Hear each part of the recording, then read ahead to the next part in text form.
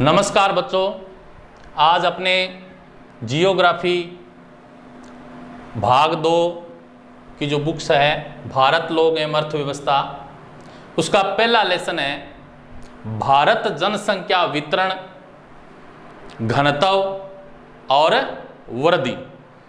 तो इस अध्याय में अपने बच्चों भारत की जनसंख्या का जो वितरण पढ़ेंगे और भारत का जो घनत्व है उसके बारे में, और भारत की जो जनसंख्या वृद्धि दर है, जो ग्रोथ रेट है, उस पे इस लेसन में अपने चर्चा करेंगे। तो प्यारे बच्चों, आज अपना जो टॉपिक है, पहला जो टॉपिक है भारत जनसंख्या वितरण, इंडिया पॉपुलेशन डिस्ट्रीब्यूशन। तो जनसंख्या क्या होती है? जन का अर्थ होता है लोग, लोगों की संख्या क्या कहलाती है? जनसंख्या। अब इसका वितरण का अर्थ समझते हैं कि भारत का जो भौगोलिक क्षेत्र है, जो भौगोलिक प्रदेश हैं, उनमें जो लोग असमान रूप से फैले हुए हैं, रह रहे हैं, उसको क्या बोलते हैं? भारत जनसंख्या वितरण। यानी जनसंख्या वितरण क्या हुआ? कोई भी भौगोलिक क्षेत्र है उस पे जनसंख्या के फैलाव से है, यानी भारत के अंदर जो जनसंख्या है वो किस प्रकार रह रही है, किस प्रकार इस धरातल पर उनका फैलाव है, उससे संबंधित जो जानकारी है हम आज का जो अपना टॉपिक है भारत जनसंख्या वितरण समझेंगे। इससे पहले अपने कि जनसंख्या की बात करें तो भारत के अंदर पहली जो जनगणना थी वो कब हुई थी? 1872 ईस्वी में। तो प्यारे बच्चों, जनगणना से संबंधित आंकड़े पहली बार भारत के अंदर जो जनगणना थी उसका जो प्रारंभ हुआ था वो कब हुआ था? 1872 में क्या है? जनगणना हुई थी। उसके बाद में अगर हम भारत के अंदर संपूर्ण जनगणना की बात करें तो भारत में संपूर्ण जनगणना कब हुई थी? 1881 में। कब हुई थी बच्चों? 1881 ईस्वी में। इसके बाद में एक विशेषता और है कि भारत के अंदर जो जनगणना होती है वो 10 वर्ष के अंतराल से की जाती है। तो प्यारे बच्चों, इस अध्याय में हम जो प्रथम जनगणना है 1872 से, संपूर्ण जो जनगणना है 1881, उसके बाद में अपने जो जनगणना का क्रम चलता रहा वो 10 वर्षों के बाद निश्चित अंतराल पर भारत की जनगणना का आकलन किया जाता है। तो उसके जो उपस्थित जो आंकड़े हैं हमारे पास, उन आंकड़ों के हिसाब से हम भारत के विभिन्न भौगोलिक क्षेत्रों के अंदर रह रहे लोगों की स्थिति के बारे में, उनकी अवस्थिति के बारे में, कि भारत का जो भौगोलिक धरातल है, भूपटल है, ठीक है, इसके ऊपर जो लोग हैं वो किस तरीके से, किस प्रकार से, किन किन क्षेत्रों में निवास कर रहे हैं, उनको जानने का प्रयास हम करेंगे। तो प्यारे बच्चों, हम बात करते हैं पहले भारत का। भारत की बात करें तो विश्व के अंदर, संसार में भारत क्या है? भारत का अगर क्षेत्रफल देखें तो विश्व का कितना क्षेत्रफल है? भारत का भूभाग, तो भारत का भूभाग है 2.4% भूभाग पर क्या है? भारत के लोग हैं जो निवास करते हैं, जो कि विश्व का मात्र कितना है? 2.4% क्षेत्रफल है जिसपे क्या है? भारतीय जो जनसंख्या है वो निवास करती है। इसके बाद में अपने आते हैं विश्व की जनसंख्या का जो निवास अगर करें तो भारत के अंदर संसार की कुल जनसंख्या का कितने प्रतिशत भाग है जो जनसंख्या का निवास करता है भारत में? तो वो करता है 17.5%। कितना करता है बच्चों? 17.5% जनसंख्या है जो विश्व की, ठीक है, विश्व का जो भाग है वो भारत में निवास करता है 17.5%। इसके बाद में चर्चा करते हैं कि जनसंख्या की दृष्टि से विश्व भर में या सबसे अधिक जनसंख्या वाला जो देश है वो कौन सा है? तो ऐसा आकलन है कि वो देश है चीन। तो विश्व में प्रथम स्थान कौन सा देश रखता है जनसंख्या की दृष्टि से? चीन रखता है। और उसके बाद में द्वितीय स्थान है जो विश्व के अंदर कौन सा देश रखता है? भारत। जिसके बारे में अपने इस अध्याय में चर्चा कर रहे हैं। तो भारत का विश्व के अंदर, दुनिया के अंदर क्या है, जनसंख्या की दृष्टि से दूसरा स्थान है। इसके बाद में जो 2001 की जनगणना थी, 2001 की जनगणना में अगर हम भारत की बात करें तो भारत की जनसंख्या कितनी थी, 102 करोड़ थी। तो ये 2001 की अपनी बुक्स में क्या है, एक तो आंकड़े हैं 2001 के 102 करोड़, और एक अपनी जो अंतिम जनगणना थी 2011। तो 2011 की जो जनगणना है इसके अनुसार भारत के अंदर कितनी है जनसंख्या, 121.01 करोड़ लोग भारत में निवास करते हैं। तो इन दो जनगणनाओं के जो आंकड़े हैं हमारे स्लैब्स में हैं, तो इसका जो अंतराल है, ठीक है, तो उससे हमें इसके जो वितरण है अलग अलग प्रदेशों में जो लोग रह रहे हैं उनकी स्थिति के बारे में हम आकलन करेंगे। तो 2001 की जनगणना के अनुसार भारत की जनसंख्या कितनी है बच्चों, 102 करोड़, और 2011 की जनगणना के अनुसार कितनी है, 121.01 करोड़। अब इसके बाद वर्तमान की बात करें तो आगे 2021 में फिर जनगणना होगी, उसके नए आंकड़े आएंगे। तो अपने सिलेबस में क्या है, एक तो 2001 के आंकड़े हैं और दूसरे क्या है 2011 की जनगणना के आंकड़े हैं। तो इन आंकड़ों के हिसाब से हम इस भारत का जो भौगोलिक क्षेत्र है, इस क्षेत्र पर जो लोग फैले हुए हैं, ठीक है, लोग रह रहे हैं, तो उनकी स्थिति को हम जानेंगे। तो प्यारे बच्चों, ये इस तरह से क्रम क्या है, जनसंख्या है जो पूरी भारत के अंदर, पूरे इंडिया में क्या है, ये लोग हैं जो अलग अलग क्षेत्रों में क्या है फैले हुए हैं, निवास कर रहे हैं। तो भारत की जो जनसंख्या है वो बड़ी तेज गति से बढ़ी है, तो इस वजह से अनेक समस्याएं भी उत्पन्न हुई है।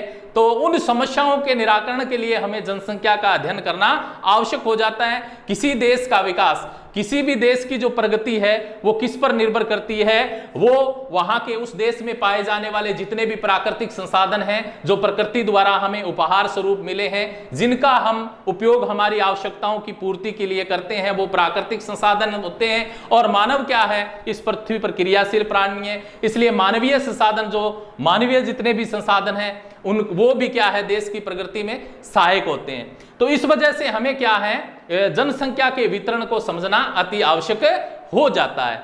तो अपने समझते हैं कि ये जो जनसंख्या हमने पढ़ी है, जो भारत का क्षेत्रफल है, विश्व का 2.4% भूभाग है, जनसंख्या कितनी विश्व की निवास करती है, भारत में 17.5% जनसंख्या दृष्टि से विश्व में प्रथम स्थान कौन सा है, कौन सा देश है, चीन है। द्वितीय स्थान कौन से देश का है, भारत का है। 2001 की जनगणना के अनुसार 102 करोड़ भारत में रहते थे, फिर 10 वर्षों के अंतराल फिर जनगणना हुई तो उसमें 121.1 करोड़ यानी विस्फोटक वृद्धि हुई। इसकी वजह से अनेक समस्याएं हमारे देश के अंदर उत्पन्न हुई। अब वो समस्याओं पे हम चर्चा कर लेते हैं। एक समस्या तो विस्फोटक वृद्धि, जनसंख्या वृद्धि। पहले क्या है कि हमारे देश में जनसंख्या है जो विस्फोट की तरह बढ़ी, तेज गति से बढ़ी, तीव्र गति से बढ़ी। तो इससे क्या हुआ, फिर बेरोजगारी, सक्षम लोग हैं उनको तलाश करने पे भी रोजगार नहीं मिल पाता है, बेरोजगारी की समस्या उत्पन्न हो गई। इसके बाद तीसरा, भूखमरी बढ़ गई देश के अंदर, क्योंकि देश भारत क्या है एक कृषि प्रधान देश है, इसकी अर्थव्यवस्था कृषि पर आधारित है। इसके बाद लोगों का जो जीने का निम्न जीवन स्तर हो गया। तो ये प्रमुख समस्याएं हैं, ठीक है। इन समस्याओं से उभरने के लिए, इनका निराकरण करने के लिए हमें जनसंख्या के जो अहम बिंदु है, जनसंख्या जो हमारा टॉपिक है, इसका वितरण है, जनसंख्या और यहाँ पर पाए जाने वाले जितने भी संसाधन हैं, ठीक है, उन संसाधनों को हमें समझना होगा और उनके अनुपात को समझना होगा, ताकि हमारा देश क्या है प्रगति की ओर, विकास की ओर उन्मुख हो सके। तो प्यारे, भारत के अंदर अपने भारत देश की प्रगति और उत्थान के बारे में चर्चा कर रहे हैं। तो इससे संबंधित अब जो जनसंख्या है अपनी भारत के अंदर, भारत की जनसंख्या को अपने समझेंगे तो भारत के अंदर क्या हुआ, जो राज्य हैं उन राज्यों की 4 श्रेणी है। भारत की जनसंख्या 4 हिस्सों में बटी हुई है। तो पहले अपने बात करते हैं राज्य और जनसंख्या, कौन से राज्य में कितने लोग हैं जो निवास कर रहे हैं। जनसंख्या पहले बात करते हैं अपने राज्य, उत्तर प्रदेश है, महाराष्ट्र, बिहार, पश्चिम बंगाल और आंध्र प्रदेश।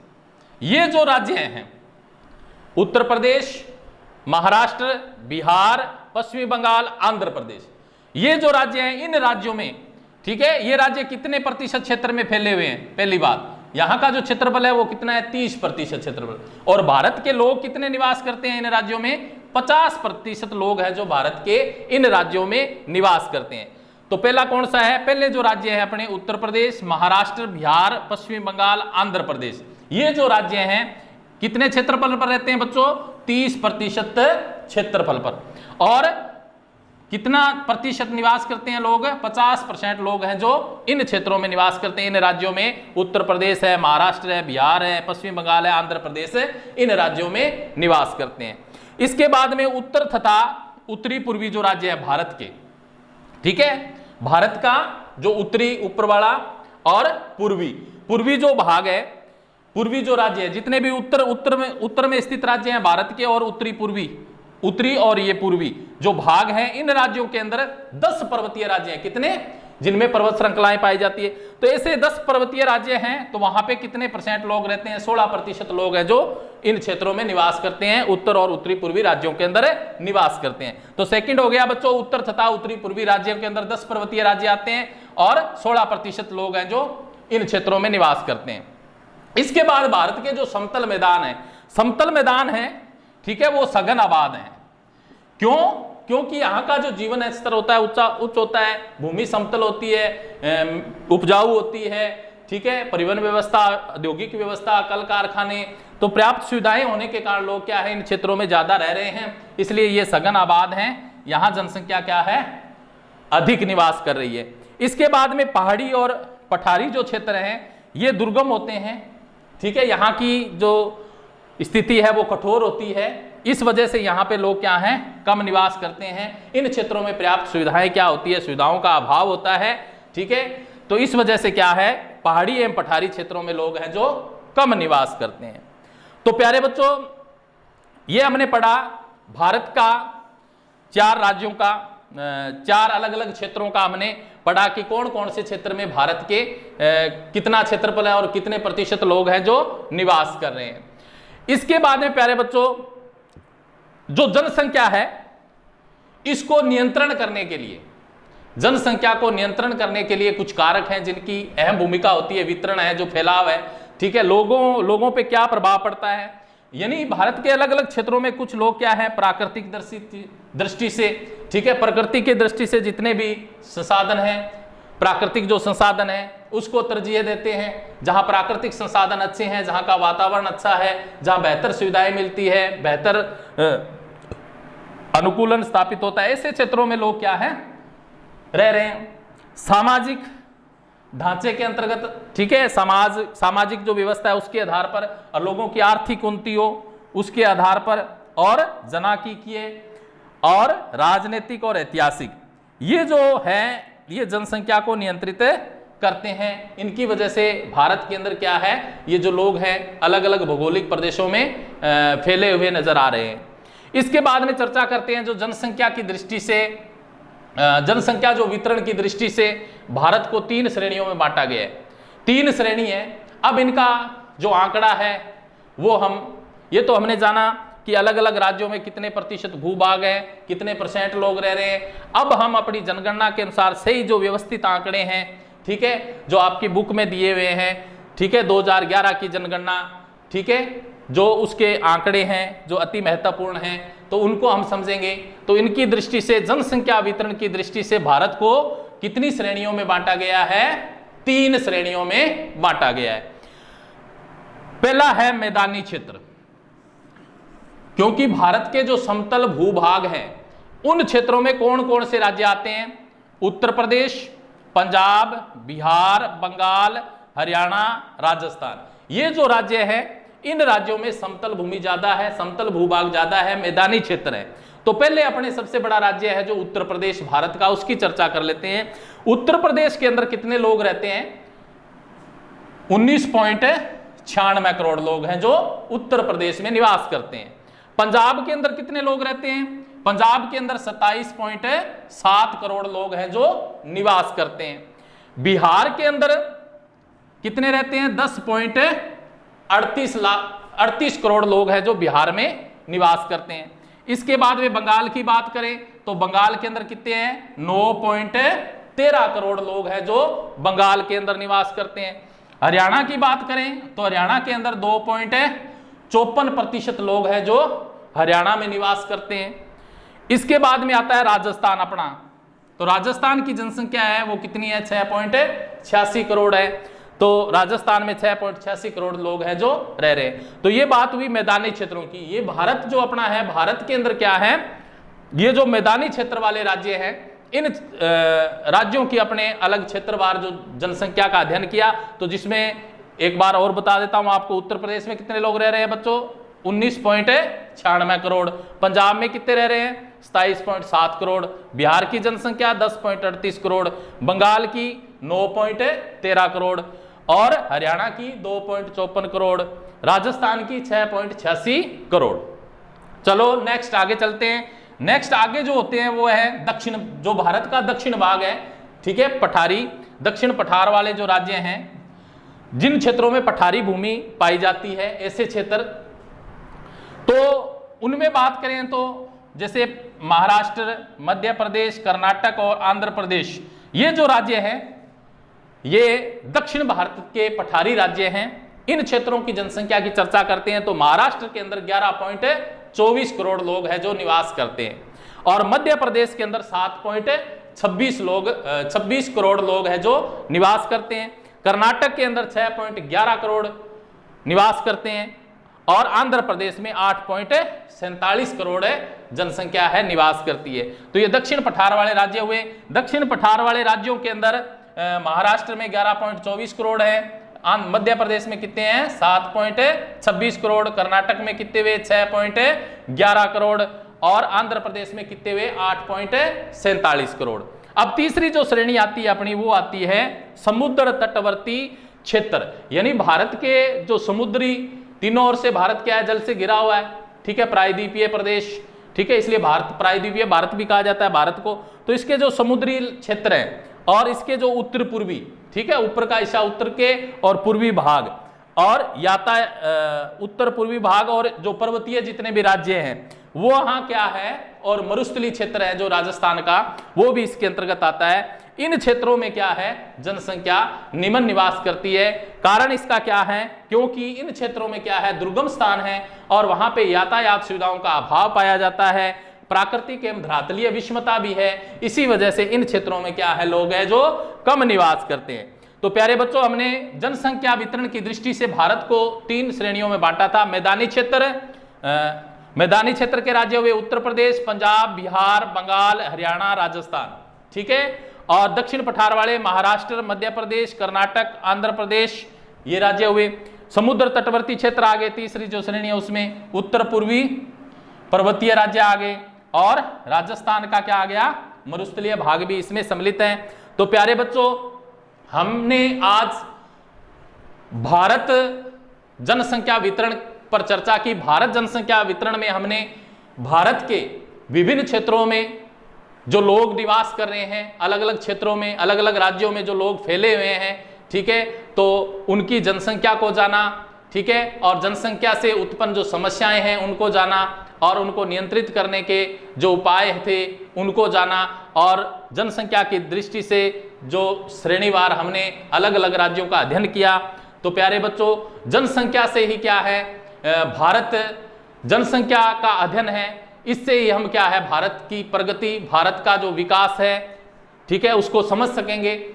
और इसमें क्या है, जो भारत के अंदर जितने भी प्राकृतिक संसाधन पाए जाते हैं और जितने भी मानवीय संसाधन पाए जाते हैं, उन संसाधनों में, ठीक है, संतुलन होना आवश्यक है। उसके संतुलन को, ठीक है, जो असंतुलन हो रखा है उसको समझने के लिए हमने, ठीक है, प्रयास किया।